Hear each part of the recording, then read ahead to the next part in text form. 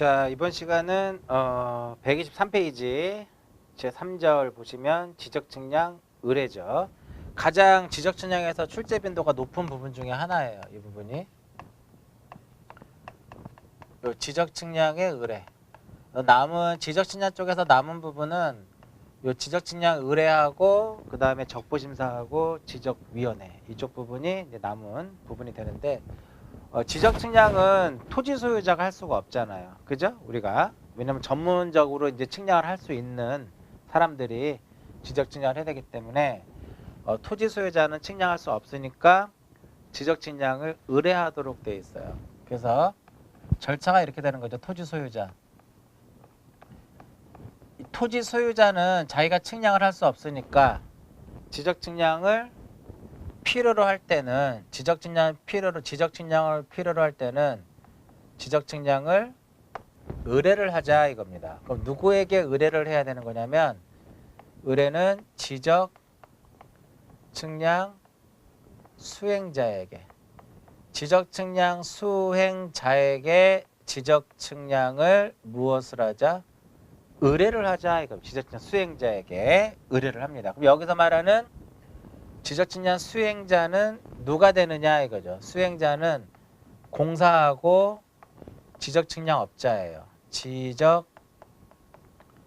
지적측량업자를 우리는 지적측량 수행자라고 하는. 여기서 공사는 한국국토정보공사예요. 옛날에는 대한지적공사라고 했는데 지금은 이제 명칭이 2015년도부터 2015년 6월부로 한국국토정보공사로 법이 이제 명칭이 바뀌면서 공간정보 구축 및 관리에 관한 법률에서 국가공간정보에 관한 국가공간정보기본법이라는 그 법으로 이관이 돼요. 그래서 과거에는 한국국토정보공사에 대한 세부적인 것도 나온 적은 있었지만은 지금은 여러분들 범위도 아니에요. 그냥 수행자에는 한국국토정보공사하고 지적측량업자를 우리가 수행자라고 하는구나. 거기까지만 딱 기억하시면 된다 이겁니다.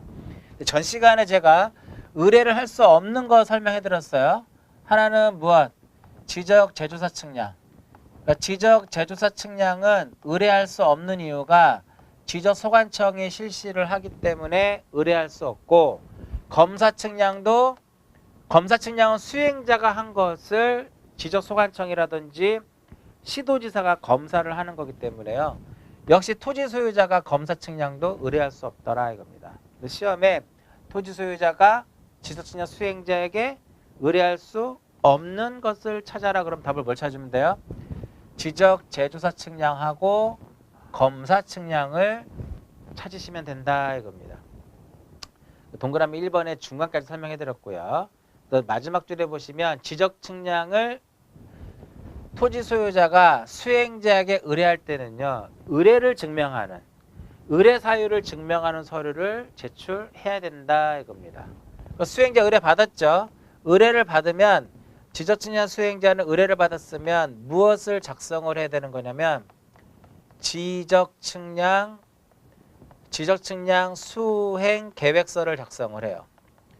이 지적측량 수행 계획서를 작성을 해가지고 이것을 언제까지? 의뢰를 받은 그 다음 날까지 지적소관청에게 제출을 해야 된다 이겁니다. 언제까지 제출해야 돼요? 다음 날까지. 의뢰를 받은 그 다음 날까지. 좀 더 이제 세부적으로 잠깐 들어가게 되면 그 수행계획서에는 어떤 것들을 쓰느냐 이거죠. 수행계획서에는 측량기간이라든지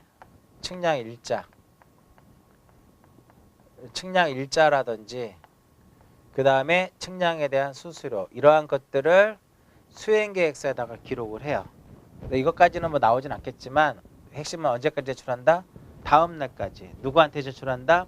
지적소관청에게 제출을 해야 돼요. 그러면 소관청은 수행계획서를 받으면 수행자가 측량을 할 수 있게끔 정보를 제공을 해줘야 돼요. 필요한 정보를. 소관청은 정보를 무엇한다? 제공을 해야 된다 이겁니다. 측량에 필요한 정보를 제공한다 이거. 이게 동그라미 3번이죠. 지적소관청은 지적측량 수행 계획서에 따라 지적측량하려는 지역의 지적도 임야도 토지대장 임야들에 관한 전산자료를 수행자에게 무엇한다? 제공을 해야 된다 이거죠. 자, 여기서 그러면 수행자는 측량을 하는 거죠. 그럼 측량을 하기 위한 측량 기간이 소요가 되는데 측량 기간은 며칠로 하고 5일로 해요. 5일로 하고요. 그 이들이 측량한 것을 소관청이 보통 소관청이라든지 소관청이라든지 시도지사가 수행자가 측량을 하게 되면 그 성과가 나와요. 데이터가 나오면 그 데이터를 성과를 소관청이라든지 시도지사, 검사기관이라고 하죠. 검사기관에 제출해가지고 검사를 받는데 그럼 이들도 검사를 하기 위한 무엇이 들어가냐면 검사기간이 소요가 되는데 측량기간은 5일로 하는데 검사기간은 며칠로 한다? 검사기간은 4일로 하더라 이겁니다. 검사기간은 4일로 한 다만 4번 굉장히 시험에 많이 나왔던 5일하고 4일은 굉장히 시험에 많이 나왔던 지문이에요. 다 중에 그러니까 교재 나와 있는 것 중에 제가 수업 시간에 설명하지 않은 부분만 빼고는 다 지문 하나하나가 다 중요한 지문들이에요. 그래서 다 보셔야 된다는 소리입니다. 전부 다. 동그라미 5번에 보시면 다만 지적 기준점을 설치하는 경우는 좀 다르게 나오거든요. 내용이. 자, 이제 보시면 토지 소유자가 이 토지에 대해서 A라는 토지 소유자가 이 토지에 대해서 뭐를 의뢰했어요? 분할 측량을 의뢰했더라 이겁니다. 이 토지에 대해서 분할을 하기 위해서 분할 측량 의뢰를 하게 되면 측량 기계를 세울 때는 아무 데나 세우는 것이 아니라요. 기준점 위에다가 세우는 거예요. 그럼 바닥에 이제 밑에 뭐가 있냐면 밑에 여기에 이렇게 기준점이 이렇게 있더라 이겁니다. 기준점이 이렇게 있으면 요 기준점 위에 무엇을 세워야 돼요? 기계를 세워가지고 각거리를 측량하는 거다요. 각각 거리를 측량하는데 문제는 뭐냐면 여기 기준점이 없어요. 기준점이 멀리 떨어져 있다 이거 이렇게. 기준점이 이렇게 멀리 떨어져서 이렇게 설치되어 있더라 이겁니다. 그럼 여기다가 기계를 세워가지고 분할할 수가 없다 이거죠. 그러면 기준점을 이렇게 어떻게 끌어와야 돼요. 이렇게. 이런 식으로. 끌어와야 된다. 그럼 이렇게 새로운 기준점들이 신설되는 거죠. 그러니까 이러한 기준점들이 많으면 많을수록 여기서부터 너무 멀리 떨어져 있다라는 거예요. 그러면 멀리 떨어져 있으면 그만큼 신설되는 기준점의 수가 많아져요. 그러니까 이러한 기준점의 수가 많으면 많을수록 측량할 때도 시간이 많이 걸리고 그것이 맞는지 안 맞는지도 검사를 해야 되는 검사인이 많이 소요가 되는데 이렇게 되는 거죠. 기준점. 그래서 지적 기준점을 무엇하기 위해서 설치를 하기 위해서는 설치를 하려면 무엇이 들어가 여기서 측량 기간도 소요가 되고 이것이 맞는지 안 맞는지 또 무엇을 해야 돼요? 검사를 해야 된다 이겁니다. 검사 기간도 소요가 되는데 이때 측량 기간하고 검사 기간은 어떻게 해줘요? 같게 해줘요. 이거 예를 들어서 측량 기간이 5일이 걸리면 그것을 검사하는데도 며칠을 줘요? 5일을 준다 이거야. 그래서 이렇게 외우시면 돼. 1541. 1541. 즉 15점 이하는 며칠을 준다 측량 기간? 4일을 줘요. 그런데 만약 15점을 무엇하면 15점을 초과를 할 때는 기본 4일은 먹고 간다 이겁니다. 4일에다가 4점 초과시마다 4점을 초과를 할 때마다 며칠을 1일씩을 측량기간하고 검사기간에 각각 가산하더라 이렇게 보는 거죠. 그럼 결과적으로 좀 쉽게 설명하면 한 점을 설치를 하던 기준점 한 점을 설치를 하던 15점을 설치를 하던 일단 측량기간 며칠 주는 거예요? 4일을 주는 거예요. 측량기간 4일을 주고 이것이 맞는지 틀리는지 검사를 해야 되겠죠. 검사기간도 며칠을 준다? 검사기간도 4일을 주더라 이겁니다. 그럼 만약 15점을 초과할 때 초과하면 16, 17, 18, 19 4점 초과 시마다 요 기간에다가 1일씩을 또 더해주는 겁니다. 이거 5일이 되고 며칠이 돼요? 5일이 되더라 이겁니다. 그러니까 20점을 설치하면 20점에서부터 23점까지는 또 여기다 1일을 더해줘야 되겠죠. 여기다 또 1일을 더해줘야 되는 거니까 6일, 6일 이렇게 쭉 계산을 해야 되는 거야. 그래서 계산하기 쉽게 하는 방법은 만약에 기준점을 21점을 설치하고자 한다. 이때 측량기간을 물어보면은요. 그냥 이걸 얼마로 나눠 그냥 4로 나누세요. 4. 4, 5 얼마야? 4, 5, 20이죠? 그럼 여기다 무조건 하나를 더합니다. 이렇게. 며칠이 걸려요? 6일이 걸리는 거예요. 6일 나오잖아요. 6일. 이것이 맞는지 틀리는지 검사하는 것도 며칠이다? 6일이더라 이겁니다. 즉 분할을 의뢰를 했는데 기준점을 21점을 설치하려면 측량기간 6일이 걸리고 이것이 맞는지 틀리는지 확인하기 위한 검사도 며칠이 걸린다? 6일이 걸려요. 그럼 전체 며칠이 지나야만 12일이 경과를 해야만 토지 소유자가 의뢰한 이 분할 측량에 또 들어간다 이겁니다. 별도로 또 측량기간 검사를 또 계산을 해야 되겠죠. 여기서도. 그 다음 페이지 토지 소유자하고요. 의뢰인하고 이 수행자가 별도로 협의를 해요. 계약을 맺어. 합의를 해가지고 따로 정할 수 있더라 이겁니다. 이때 전체 4분의 3을 무슨 기간으로 보고 전체 4분의 3을 측량 기간으로 하고 4분의 1을 무엇으로 하자? 4분의 1을 검사 기간으로 하자 이겁니다. 4분의 3을 측량 기간으로 하고 4분의 1을 검사 기간으로 하는데 26회 때 나왔던 문제인데 전체가 20일이다. 20일인데 합의를 했을 경우에 검사 기간은 며칠이냐 이렇게 시험에 나왔어요. 20 곱하기 4분의 1. 왜? 전체 기간에 4분의 1을 무엇으로 보자? 검사 기간으로 보자 이거죠. 답은 며칠이에요? 답은 5일이었다 이겁니다. 시험에 출제가 됐었던 지문 중에 하나입니다. 그 다음에 이제 124페이지를 보시면 이들이 이제 측량을 했잖아요. 여기서 측량을 했으면 여기서 이제 뭐가 나와요? 여기서 측량을 하게 되면 측량 성과가 나오더라 이겁니다. 성과가 나오면 이 측량 성과에 대해서 정확성에 대해선 이거 무엇을 받아야 돼요? 검사를 받아야 된다 이겁니다. 그럼 누구한테 이 정확성에 대한 검사는 누구한테 받아야 되느냐 이거죠. 지적소관청이라든지 시도지사에게 정확성에 대한 검사를 받아야 되는데 검사 받는 거죠. 여기서 검사를 받아야 되는데 검사를 안 받는 게 측량을 하더라도 검사를 받지 않는 게 있습니다. 그러면 측량을 실시를 해도 왜 검사를 받지 않느냐? 검사를 받지 않는 이유는 공부를 정리하지 않기 때문에 그래요. 지적 공부를 정리하지 않기 때문에. 그래서 지적 공부를 정리하지 않는 공부를 정리하지 아니하는 경계무언 경계보건 측량하고 지적 무슨 측량은 지적 현황 측량은 지적 공부를 정리하지 않기 때문에 별도의 측량 성과에 대한 뭐를 받지 않는다? 검사를 받지 않는다 이겁니다. 면적할 때는 뭐가 나왔어요? 경계보건 측량하고 현황 측량은 면적도 측정하지 않는다고 했었잖아. 그래서 이거 기억을 굉장히 많이 시험에 출제되는 문제 중에 하나예요. 그래서 지적 측량 성과의 검사를 잠깐 보시면은요. 1번에 뭐라고 써 있어요? 수행자가 의뢰에 의하여 지적 측량하였으면 시도지사나 지적소관청으로부터 그 성과에 대한 검사를 받아야 한다 이겁니다. 다만 중요하죠. 이 점은 공부를 정리하지 않는 경계보건 측량하고 지적 현황 측량은 그러지 않는다. 검사를 받지 않는다 이겁니다. 그다음에 검사 방법과 검사 절차를 보세요. 검사 방법과 검사 절차를 보게 되면 보통 일반적인 측량 성과에 대해서 이렇게 볼까요? 자, 검사 기관을 한번 보게 되면요. 검사 기관 해가지고 검사 기관은 원칙적으로 이 검사를 누가 하도록 되냐면은 지적 소관청이 일반적인 측량 성과에 대한 검사는 요 지적 소관청이 실시를 합니다. 지적 소관청이 검사를 실시를 하는데 예외적으로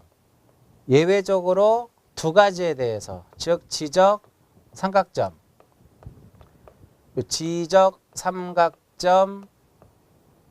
측량 지적 삼각점 측량 성과와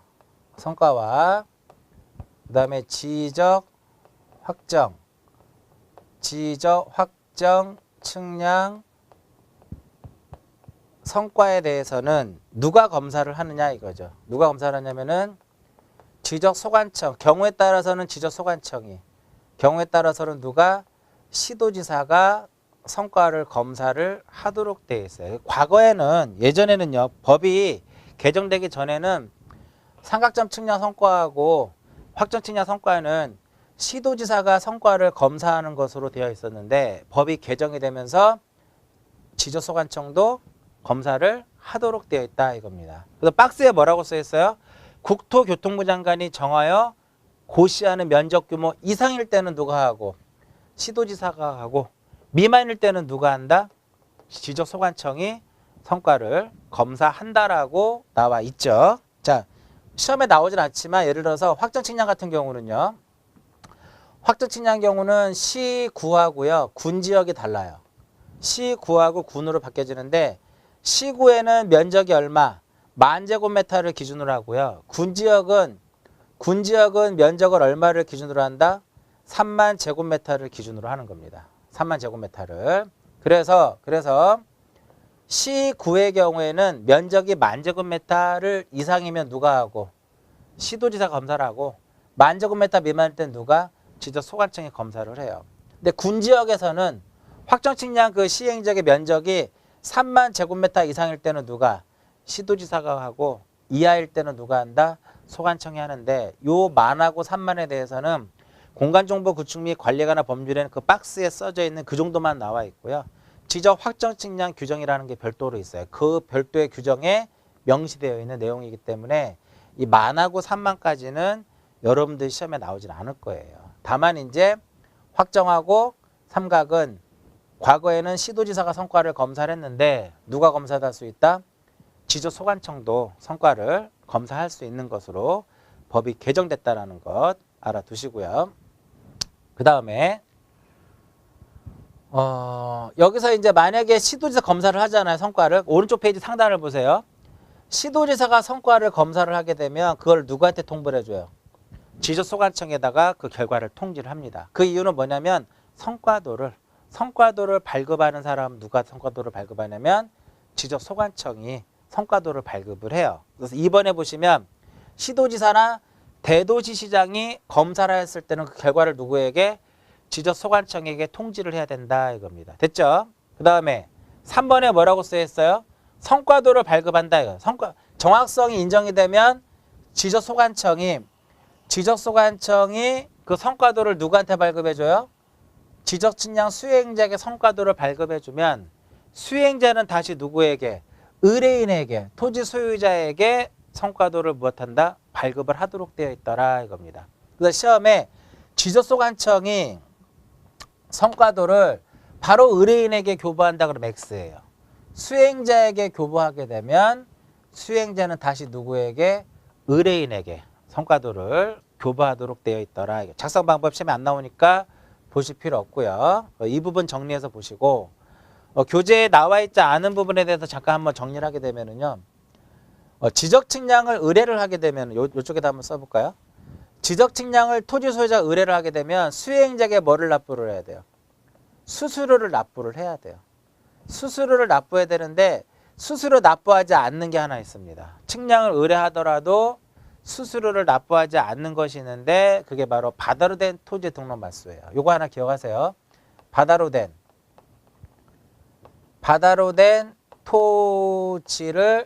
토지에 대한 등록을 말소를 하기 위해서, 바다로 된 토지의 등록을 무엇하기 위해서? 말소를 하기 위해서 이것을 측량 의뢰를 했어요. 이 부분에 대해서는 뭐를 납부하지 않는다? 지적측량 수수료를 납부하지 않는다 이겁니다. 기억하시고요. 여기까지가 이제 지적측량 의뢰와 검사까지인데, 가장 시험에 많이 나온 걸 한번 체크를 해보면 가장 많이 나오는 거, 검사받지 않는 거 뭐냐 이거죠. 경계보건 측량하고 지적 현황 측량은 지적 공부를 정리하지가 않아요. 그래서 검사를 안 받는 거고, 왜 그럼 경계보건 측량은 검사를 안 받냐면, 공부를 정리하지 않는다는 이유는 이미 경계가 공부상에 등록될 당시에 다 검사를 받아가지고 오케이가 돼서 등록이 된 거예요. 근데 경계가 공부에 등록이 되니까 경계가 궁금한 거죠. 토지가 지상에 어디에 위치하고 있는지. 그래서 복원하기 위해서 하는 거기 때문에 별도로 검사를 안 받는 거. 현황도 마찬가지가 되겠죠. 이 부분. 그 다음에 측량기간하고 5일, 검사기간 며칠? 4일, 4분의 3 측량기간, 4분의 1 검사기간, 기준점을 설치하기 위해서 15점 이하는 며칠에다가 4일에다가 15점을 초과할 때는 4일에다가 며칠을 더해요? 4점 초과 시마다 1일씩을 더 가산하더라 이겁니다. 이렇게 예시를 설명해 드렸고요. 기준점이 주어졌을 때 빠르게 계산하는 방법은 뭐 21점이더라. 얼마로 나눠요? 4로 나누더라 이겁니다. 그 4, 5 얼마? 20이면 여기다 플러스 며칠을 더해요?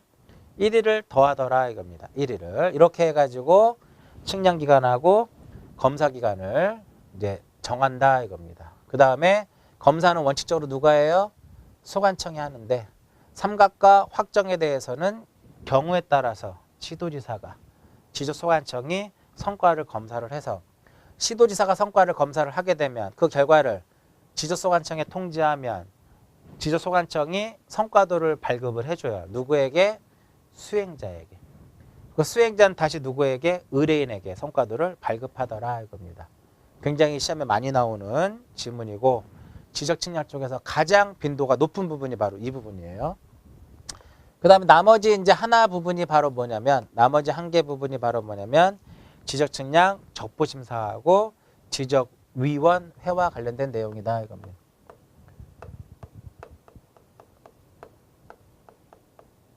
지적측량 적부 심사, 지적측량 적부심사. 자 보시면 지적측량을 했죠? 이렇게 측량을 하게 되면 이 측량의 성과가 나오죠. 성과. 측량을 하게 되면 성과가 나오더라 이겁니다. 성과가 나오는데 이 성과에 무엇이 있을 때,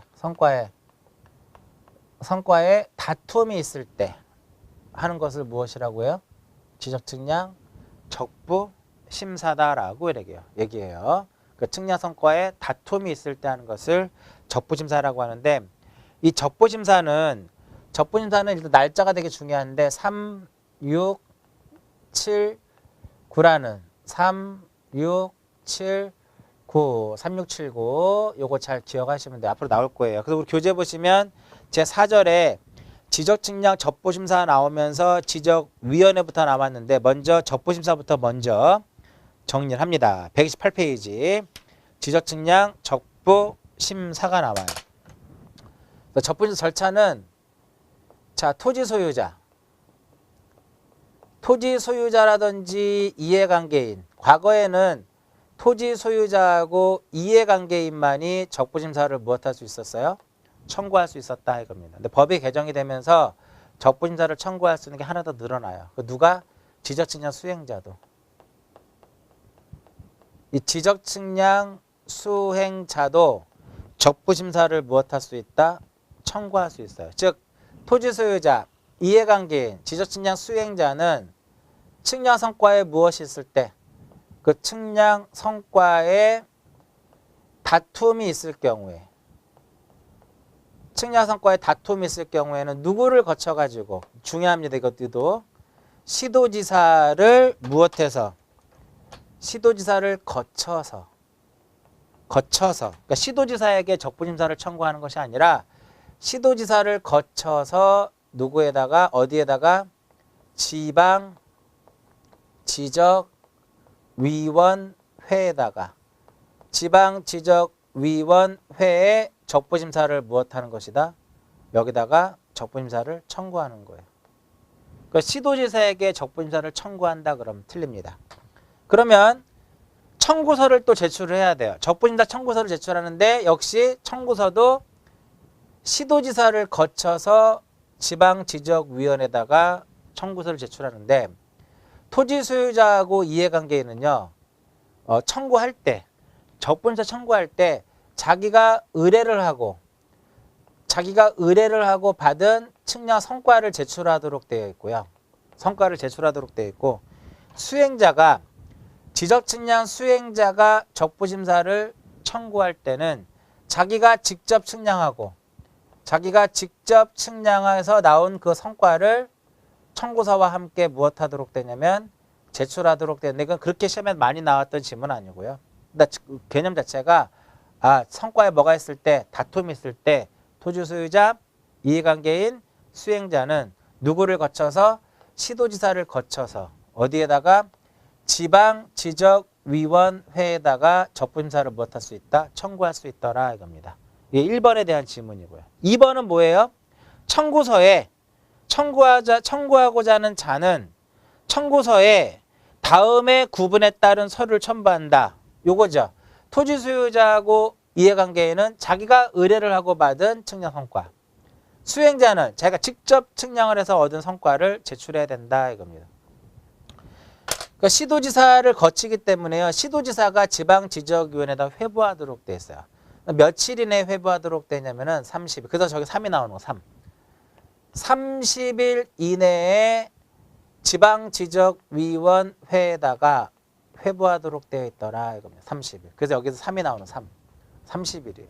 3. 그럼 지방지적위원회는 시도지사로부터 회부를 받은 날로부터 6. 그 6은 뭐다? 60일이더라. 60일. 60일 이내에 무엇하도록 되어 있어요? 60일 이내에 의결을 하도록 되어 있더라. 60일 이내에 의결을 하도록 되어 있어요. 근데 부득이 할 경우에는 연장할 수 있습니다. 플러스 얼마? 30일을 무엇할 수 있다? 30일을 연장을 할 수가 있더라 이겁니다. 30일. 연장 기간은 며칠이에요? 연장은 30일이더라. 30일. 기억하세요. 30일. 그래서 최장 며칠?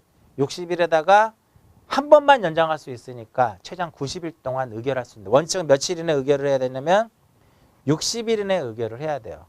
부득이할 경우에는 의결을 거쳐가지고 30일을 넘지 않는 범위 내에서 한 번 연장할 수 있다 이겁니다. 그럼 지방지적위원회에서 의결을 했어요. 그럼 여기서 이제 뭐가 날라와요? 적부심사 의결서가 날라옵니다. 그죠? 적부심사 의결서에 뭐 면적을 정정해라. 뭐 측량 성과 이렇게 정정해라. 이렇게 의결서를 시도지사에게 송부를 해요. 그럼 시도지사는 결과를 통지해 주는 겁니다. 7이 나오죠. 7. 이게 바로 7일이에요. 7일. 7일 이내에 그 결과를 무엇한다? 적부심사 청구인에게 결과를 통지할 때 불복했을 때는 재심사를 청구를 할 수 있다라는 뜻도 같이 서면으로 같이 알려주게끔 되어 있어요. 불복했을 때는. 자, 그럼 이제 교재 보시면 청구까지 설명해. 회부 보세요. 시도지사는 며칠 이내에 회부한다? 다음의 사항을 조사해서. 다음의 사항 그 박스 안에 있는데 이건 나중에 어느 정도 공부가 되면 그때 한번 보도록 하고요. 30일 이내에 다음의 사항을 조사해서 그 사항이 측량 성과, 뭐 측량 경위, 토지 이동 연역, 소유권의 변동 연역, 그 다음에 현황 시측도 이러한 것들을 조사를 해서 며칠 이내에 30일 이내에 지방지적위원회에 회부하는데 필요한 경우에는 시도지사는 조사 측량 성과를 작성하기 위해서 필요한 경우에는 공무원을 지정해서 측량을 하게 할 수도 있고 수행자에게 그 소속 기술자를 참여 요청을 할 수 있다. 읽어보시고요. 의결, 오른쪽 의결. 회부받은 날로부터 며칠 이내에 60일 이내에 의결하자. 다만 부득이한 경우는 며칠? 30일에 한해서 한 번만 연장할 수 있고 의결서 송부, 의결을 하게 되면 지체 없이 시도지사에게 의결서를 송부하면 의결서의 통지, 시도지사는 지방지적위원회로부터 의결서를 받은 날로부터 며칠? 7일. 7일 이내에 결과를 통지하고. 그죠? 그 다음에 통지할 때 그 2번에 뭐가 써 있어요? 불복했을 때는 재심사를 청구할 수 있다라고 한 뜻을 서면으로 같이 알려주자 이거죠. 이런 식으로. 자, 여기까지가 이제 적부심사인데 만약에 이 토지 소유자, 그 적부심사 청구인이 재심사를 청구하지 않았어요. 재심사를 청구하지 않으면 시도지사가 할 일이 하나 더 있습니다.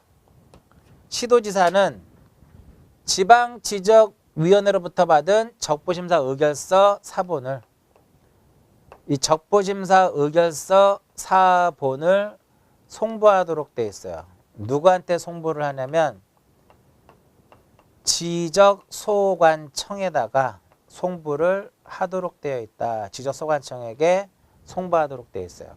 그러면 소관청은 받았죠? 그러면 자, 적부심사라고 하는 것은 측량 성과에 다툼이 있을 때 하는 거예요. 그래서 측량 성과를 무엇할 수 있고 측량 성과를 수정을 할 수 있고 등록사항을 무엇할 수 있다? 정정을 할 수 있더라. 이거 정정을 하는데 이것은 어떻게? 직권에 의해서 정정을 하는 겁니다. 직권에 의해서 정정을 하도록 되어 있더라. 이겁니다. 이 부분, 여기 적부심사에 이 측량 성과를 수정을 하고요. 등록사항을 정정하는 것이 적부심사의 효력이다라고 봐요. 보통. 근데 만약에 재심사를 청구를 해. 불복했다 이거야. 불복했을 경우에는 무엇을 청구할 수 있냐면 불복했을 경우에는 재심사를 청구할 수 있어요. 불복을 했을 때는 재심사를 청구할 수 있는데 며칠 이내? 90일 이내. 그래서 9가 나오는 거예요. 90일 이내에 누구를 거쳐서? 국토교통부 장관. 국토교통부 장관을 거쳐서 국토교통부 장관을 거쳐서 누구에게? 중앙, 지적, 위원회에다가 재심사를 무엇할 수 있다? 청구할 수 있다 이겁니다. 그러면 적부 재심사 절차는요. 적부심사 절차를 그대로 준용하는 겁니다. 국장은 30일 이내 회부를 하면 중앙은 회부를 받은 날로부터 60일 이내 의결을 해서 연장할 수 있고 30일을. 그럼 국장에게 뭐를 보내줘요? 재심사 의결서를 송부를 합니다. 지체 없이 의결했을 때는. 재심사 의결서를 국장에게 송부를 하게 되면 국장은 역시 7일 이내 결과를 통지를 해요. 마지막으로 절차는 국토교통부 장관은 중앙으로부터 받은 재심사 의결서를 시도지사에게 보내줘요. 시도지사에게. 좀 이 부분 어렵지 헷갈리죠? 그러니까 시도지사는 지방지적위원회로부터 받은 적부심사 의결서와 국토교통부 장관으로부터 받은 재심사 의결서를 묶어서 소관청에 송부를 합니다. 소관청이 할 일은 측량 성과를 수정하고 등록사항을 정정하도록 되어 있더라 이겁니다. 7에 뭐가 쓰였어요? 규정에 준용해가지고요. 재심사 청구에 대해서는 그대로 준용을 합니다. 그대로 준용을 하는데 시도지사 대신에 뭐로 바꿔요? 국토교통부 장관으로. 지방 대신에 뭐로 바꿔요? 중앙으로만 바꾸면 나머지는 모든 절차는 똑같더라 이겁니다. 마지막 줄에 뭐라고 써있어요? 따라서 중앙지적위원회로부터 받은 의결서를 받은 국토교통부 장관 그 의결서를 누구한테 송부한다? 시도지사에게 또 송부하더라 이겁니다. 시도지사에게.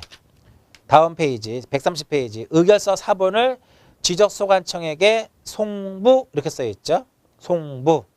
그러니까 무슨 소리냐면은 적부심사로만 끝나면 적부심사 의결서 사본만 송부하면 되는데 재심사로 끝났을 때는 국장으로부터 받은 재심사 의결서에 지방으로부터 받은 적부심사 의결서를 이렇게 보내준다 이거야. 그럼 8번에 뭐가 쓰여있어요? 측량 성과를 수정하고 등록사항을 무엇한다? 정정할 수 있다라는 것이 9번에 써있는 거예요. 9번. 8번에는 송부하는 거, 4번 송부하는 거고요. 9번은 등록사항을 정정하고 측량 성과를 수정하더라 이겁니다. 특별자치시장도 마찬가지예요.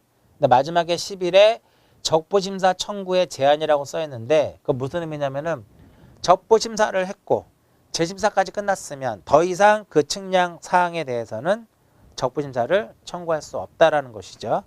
그래서 적부심사는 핵심이 30일, 60일, 7일, 90일 요게 핵심이에요. 항상 그 적부심사에 대한 문제가 나오면 3, 6, 7, 9가 날짜가 정확하게 표현이 되어 있는지를 확인하고요. 시도지사가 나오면 지방, 갈 때 30일, 올 때 60일. 국토교통부 장관이 나오면 누가? 중앙. 역시 갈 때 30일, 올 때 60일이더라 이겁니다. 앞 페이지 다시 보시면 이제 지적위원회가 나와요. 125페이지를 보시면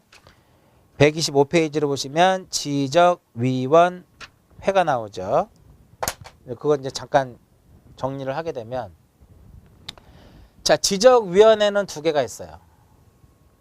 이 지적위원회에는 지방지적위원회가 있고 무엇이 있다?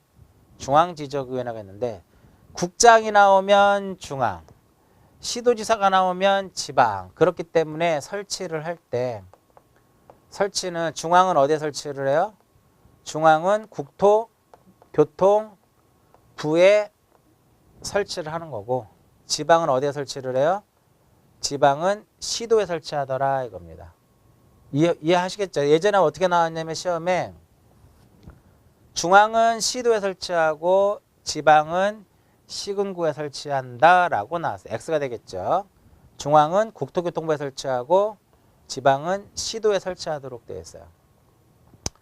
자, 위원회이기 때문에 누가 존재하냐면은 위원장이 있어요. 위원장은 국장이고요. 그 다음에 부위원장도 있거든요. 부위원장. 부위원장은 누가 되는 거냐면 과장이 되더라. 이거 과장. 여기서 국장은요. 국토교통부 장관이 아니고 자, 중앙지적위원회 위원장은 국토교통부에서 지적 업무를 담당하는 국장이 위원장이고 부위원장은 국토교통부에서 지적 업무를 담당하는 과장이 부위원장이더라 이겁니다. 그럼 지방지적위원회의 위원장은 시도에서 지적 업무를 담당하는 국장이 위원장이고 과장이 부위원장이더라 이겁니다. 위원회 구성은요 이렇게 돼요. 5명 이상. 5명 이상 10명 5명 이상 10명 이내의 위원으로 구성하도록 되어 있어요. 5명 이상 10명 이내의 위원으로 구성하는데 이때는 위원장과 부위원장을 무엇해서 포함해서 다 외우셔야 돼 이런 것들은. 위원장과 부위원장을 포함해서 5명 이상 10명 이내의 위원으로 구성을 하고 이때 위원회 임기는 몇 년이다? 2년이에요. 임기는 2년인데 이때는 위원장과 부위원장을 무엇을 해서 위원장과 부위원장을 제외한 나머지 위원회 임기는 몇 년이다? 2년이더라 이겁니다. 2년. 이해하셨죠 요거? 잘 포함이냐 제외냐도 시험에 잘 나오니까 헷갈릴 수 있으니까 반드시 잘 정리해서 보셔야 되겠고요. 그럼 여기서 지방지적위원회에서 하는 역할은 하나밖에 없어요. 하나밖에. 그게 바로 뭐냐면 지적 측량 적부 심사만 할 수 있는 것이고 그죠? 중앙에서는 여기서 이런 적부 심사가 안 되면 재심사를 청구할 수 있으니까 중앙에서 하는 것은 지적 측량 적부 재심사를 중앙에서 하는 겁니다. 근데 이거 외에도 몇 개가 더 추가가 돼요. 그게 어떤 게 추가되냐면은 지적기술자가 잘못을 하게 되면 징계하도록 되어 있어요. 징계라든지 지적기술자 양성하는 거. 그 다음에 지적기술자가 또 잘못하게 징계도 받지만 또 업무를 또 정지를 해요. 업무 정지에 대한 거. 그다음 기타 지적 측량 기술. 요 지적 측량 기술을 무엇하고 연구하고 개발하고 보급하는 이러한 역할도 하고요. 하나 더 있죠. 그게 바로 정책 개발이에요. 지적 관련 정책을 개발하고 연구하는 이러한 역할을 하는 것이 중앙지적위원회에서 하는 것이다. 정책 개발 및 업무 개선이네요. 정책 개발 및 업무 개선에 관한 사항. 이러한 것들을 중앙에서 의결사항이더라 이겁니다. 이제 지적위원회 125페이지 보시면 지적위원회에 보시면 다음의 사항을 의결하기 위해서 국토교통부에 무엇을 둔다? 중앙을 둔다. 5가지 설명해드렸고요. 2번에 뭐가 써있어요? 또한 지적 측량에 대한 적부심사 청구 사항을 하기 위해서 시도에 무엇을 둔다? 그러니까 동그라미 1번은 이 내용이고요. 동그라미 2번은 이 내용을 써놓은 거잖아요. 지금. 그 다음에 위원회 구성해 보시면 위원장, 부위원장 1인을 포함해서 5명 이상 10명 이내 위원으로 구성을 하고 임기는 2년이고 위원장은 국장이고 과장이다 연속적으로 쭉 써져 있을 겁니다. 1번은 그 내용이고 2번 보시면 위원장은 국토교통부의 지적업무 담당 국장이 부위원장은 과장이 된다 이겁니다. 위원은요. 지적에 관한 학식과 경험이 풍부한 자 중에서 누가 국장, 왜 국장이 임명 또는 위촉을 할까요? 중앙은 국토교통부에 설치하기 때문에 그죠? 국토교통부 장관이 임명 또는 위촉을 하도록 되어 있고 임기는 몇 년이다?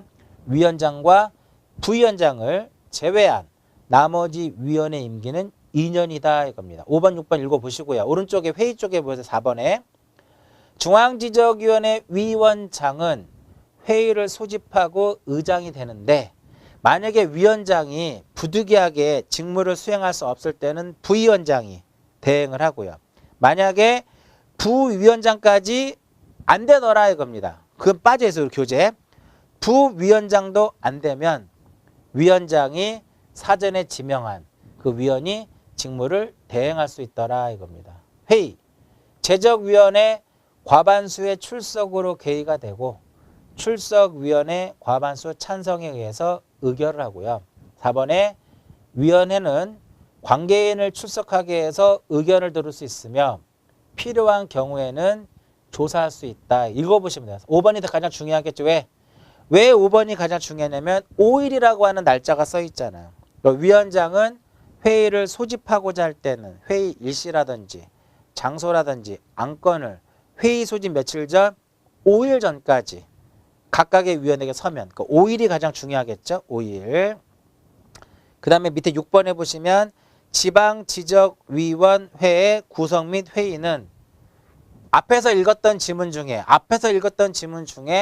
국토교통부 장관 대신에 시도지사로 중앙 대신에 뭐로? 지방으로. 그죠? 이렇게만 다 바꿔서 보시면 돼요. 근데 왼쪽 페이지 위원회 제척 및 기피 회피 1번 보세요. 제척 사유를 두는 이유. 그러니까 위원이 다음에 해당하는 경우는 의결해서 제척하는데 그 이유는 공정성 때문에 그래요. 공정성. 기억.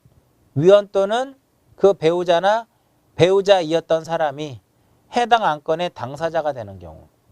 그 다음에 니은 당사자와 친족이거나 친족이었던 경우. 디귿 해당 안건에 대하여 증언, 진술 또는 감정을 한 경우. 리을 위원이나 위원이 속한 법인 단체 등이 해당 안건의 당사자의 대리인이거나 대리인이었던 경우. 미음 해당 안건의 원인이 된 처분 또는 부작위에 관여한 경우. 이런 경우는 제척 사유가 되더라 이겁니다. 그 정도. 나머지 뭐 해임이라든 해촉은 그냥 한 번씩 읽어보시면 되고 제척이 한 번씩 나왔기 때문에 한번 읽어드렸는데 가장 상식선에서만 보시면 돼요. 그래서 적부심사하고 지적측량 적부심사하고 지적위원회는 서로 어떻게 묶어서 같이 보실 필요가 있는데 최근에 법이 개정된 내용 중에 하나가 그 제척에 대한 거하고 해임 해촉에 대한 것이 최근 2, 3년 전에 추가가 되면서 3년 전인가 한번 시험에 출제가 된 적이 있었어요. 한번 된 적이 있었다 이겁니다. 지금까지 이제 지적 측량에 대해서 쭉 설명해 드렸는데 지적 측량은 전체 3블럭입니다. 3블럭. 첫 번째 블럭은 바로 뭐냐면 전 시간에 했던 지적 측량의 의의라든지 구분이라든지 기준점에 대한 거 한 블럭. 전체적으로 한 블럭. 두 번째 지적 측량 의뢰와 관련돼서 전체적으로 한 블럭, 2블럭. 그 다음에 적부심사하고 지적위원회와 관련된 또 한 블럭, 이렇게 3블럭. 전체 3블럭에서 많이 나올 때는 한 3문제 정도 나오고요. 3문제 정도 나온다고 보시면 되고 적게 나올 때는 한 2문제 정도가 꾸준하게 출제가 되는데 처음에 제가 지적 측량 말씀을 드렸을 때 굉장히 뭐 기술적이고 전문적이고 나오지 않습니다. 그냥 지적 공간정보 구축 및 관리에 관한 법률도 절차법이기 때문에 이 절차를 잘 기억하시라 이거죠. 적부심사에 대한 절차, 그 다음에 지적 측량 의뢰에 대한 절차, 이러한 것들을 잘 기억하시고 정리하셔가지고 외우고 암기를 하셔야 돼요.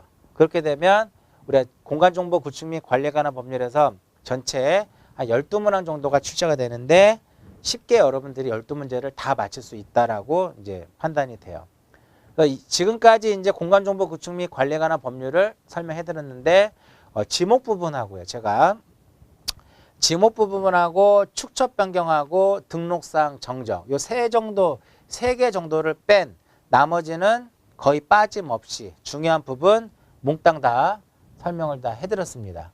그래서 빠진 부분은 다음에 심화 과정에서 정리를 해드리고요. 일단은 요 정도 선에서만 지적에 대한 것을 마무리 짓고요.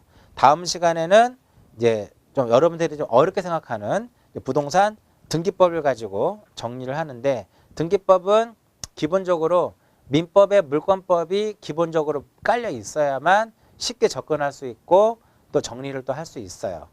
그래서 우리가 등기법을 정리하면서 역시 마찬가지로 등기법도 절차법이기 때문에 지적하고 풀어가는 해법은 거의 비슷합니다. 다만 이제 등기법은 암기보다는 좀 이해를 좀 할 부분이 좀 따라져요. 이해를. 그래서 조금 이제 공부하실 때 시간을 좀 많이 좀 투자를 해야 되는 부분이 바로 등기더라 이거면. 지적은 빠르게 정리를 해서 외우고 반복 학습하면 쉽게 정리가 되지만 등기는 지적보다는 좀 많은 시간을 좀 할애해서 공부를 좀 하실 필요가 있는 부분이기도 해요. 그래서 이번 시간은 이제 지적 측량에 대한 전체적인 내용을 다 이제 설명하는 시간이었고요. 다음 시간부터는 이제 파트 2가 되겠네요. 부동산 등기법을 가지고 또 정리를 하는 시간을 갖도록 하고요. 이번 시간은 여기서 마치도록 하겠습니다.